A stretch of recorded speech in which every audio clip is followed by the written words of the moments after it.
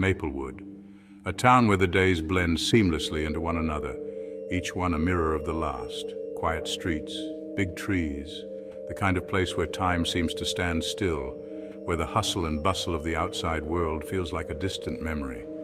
The kind of place where kids ride bikes after school, their laughter echoing through the streets as they race each other home. The Johnsons fit right in. A picture-perfect family in a picture-perfect town. John, the dad, always mowing the lawn. His dedication to keeping the grass immaculate was almost a ritual, a testament to his love for his home, smiling Mary, waving from her garden. Her flowers were the envy of the neighborhood, a burst of color in an otherwise uniform landscape. Two kids, Liam and Emma, inseparable on their swings. Their bond was unbreakable, their joy infectious. It was the picture of normal, a serene, almost idyllic existence that seemed immune to the chaos of the world beyond. Peaceful until it wasn't. The tranquility of Maplewood was shattered in an instant. On September 17th, 2018, the sun set on Maplewood like any other day. Neighbors saw John grilling, heard Mary laughing inside. It was a scene of domestic bliss, a moment frozen in time. Liam and Emma chased fireflies as the sky turned dark. An ordinary Tuesday, or so everyone thought. The night was filled with the sounds of crickets and the occasional bark of a distant dog, because by morning, the Johnson family would be gone, vanished, erased. Their home, once filled with laughter and life, stood silent and empty. The mystery of their disappearance would haunt Maplewood for years to come, a dark shadow over an otherwise bright and cheerful town. Mrs. Peterson across the street noticed it first.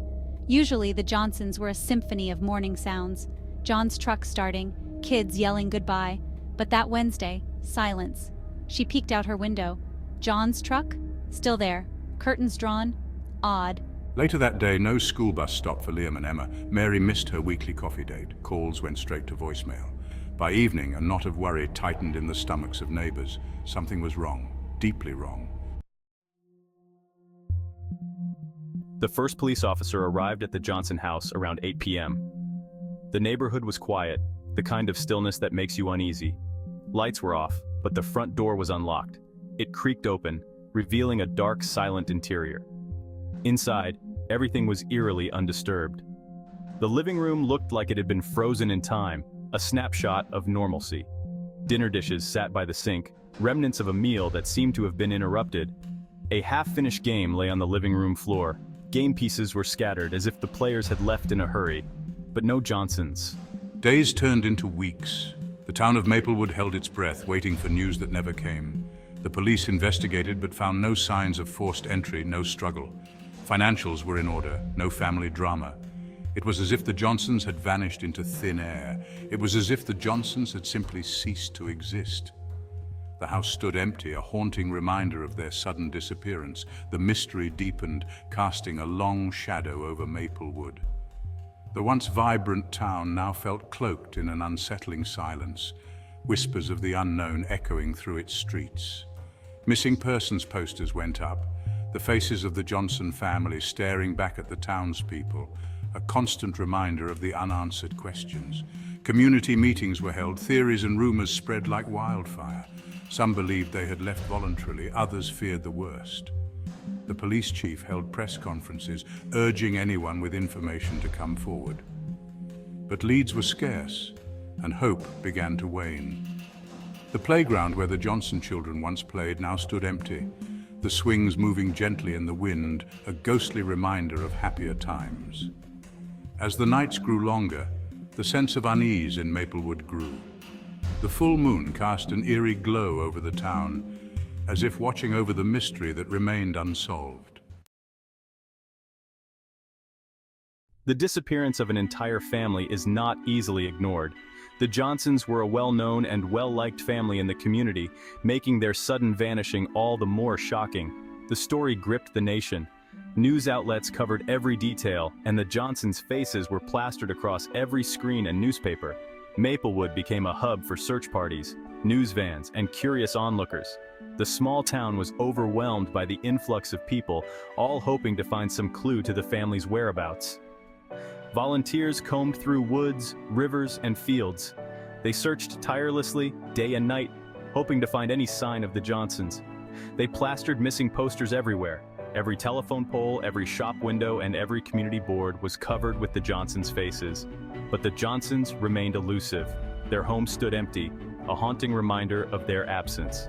The police pursued every lead, no matter how small. They worked around the clock, determined to solve the mystery.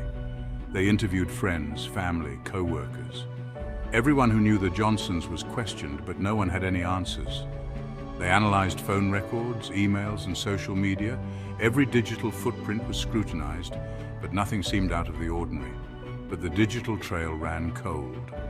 Despite their best efforts, the police were no closer to finding the Johnsons. The mystery of the Johnson family deepened. The once peaceful town of Maplewood was now shrouded in fear and uncertainty. Where could they have gone? And why? These questions haunted the community as everyone hoped for a breakthrough that would bring the Johnsons back home. Weeks into the investigation, a chilling discovery. A construction crew, hired to drain the Johnsons' backyard pond for investigation, stumbled upon something unexpected. Hidden beneath the muddy water was a metal hatch, a bunker. Inside, shelves stocked with canned food, water, and medical supplies. Sleeping bags neatly arranged. A generator humming quietly. It was a survivalist's haven, meticulously prepared. Had the Johnsons planned their disappearance? Were they in danger? The bunker only deepened the mystery. With each passing day, the rumor mill in Maplewood churned. Wild theories circulated: alien abduction, witness protection, a family pact to disappear. The lack of answers fueled speculation. Fear and suspicion crept in. Some whispered about John's recent job loss. Others pointed to Mary's growing interest in conspiracy theories. The more people talked, the less anyone knew. The truth, it seemed, was buried as deep as the bunker in the Johnsons' backyard. Months later, a flicker of hope.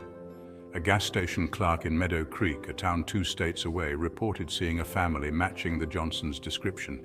The timing coincided with a gas station robbery in the area. Could it be them? The police investigated, but the lead went cold. The grainy security footage was inconclusive. Was it a case of mistaken identity, or were the Johnsons desperately trying to stay hidden? The question lingered. 6 years have passed since that September day. The case remains open but unsolved. Criminal profilers offer theories but no concrete answers. Some believe the Johnsons staged their disappearance to escape a perceived threat. Others suspect foul play. The community of Maplewood lives with a chilling question. What happened to the Johnsons? Their absence is a constant reminder that even in the safest of places, darkness can lurk. The disappearance of the Johnson family is a stark reminder that sometimes the most unsettling mysteries are those without answers. It's a story about the fragility of normalcy, the enduring power of hope, and the haunting possibility that some secrets remain forever buried. The case may have faded from the headlines, but for those who knew the Johnsons, their absence is a wound that refuses to heal. The search for answers continues. Someone, somewhere, may hold the key to unlocking the truth about what happened to the Johnson family. Perhaps you remember seeing them at a rest stop or recall a conversation that seemed insignificant at the time. No detail is too small. If you have any information, no matter how insignificant it may seem, please contact your local authorities. The Johnson family deserves justice, and their loved ones deserve closure. Even the smallest detail could be the missing piece of the puzzle.